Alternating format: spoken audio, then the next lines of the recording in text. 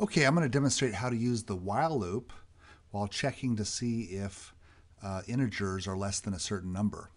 And so, for example, here we want to ask the user, how many times do you want to print the word fun? So we're going to loop through and print the word fun, fun, fun as many times as the user wants.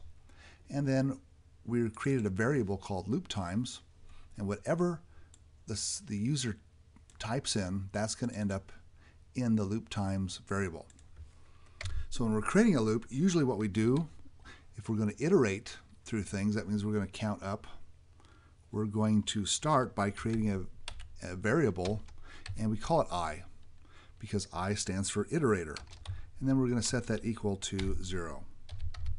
Then we can actually create the while loop itself with the conditions.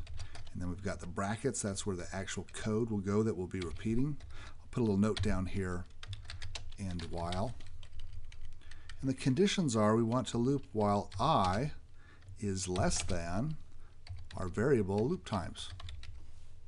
So they specify the times that they want it to loop, and we're going to put that in here. When we start, I is 0, so it's going to be less than whatever the user puts in here. It'll start executing the code. I then should count up every time, because if it doesn't, then we're going to have an endless loop. So I has got to change. And to change that, we usually use the plus plus. What this does is this is an operator, plus plus, that just adds or increments the value of I by 1. So it'll start at 0. After we do I plus plus, it then goes to 1, and then so on. So after that, we can then do a system out print line. And what I'll do is I'll put loop number, and then I'll concatenate I, and then I'll print out the word fun.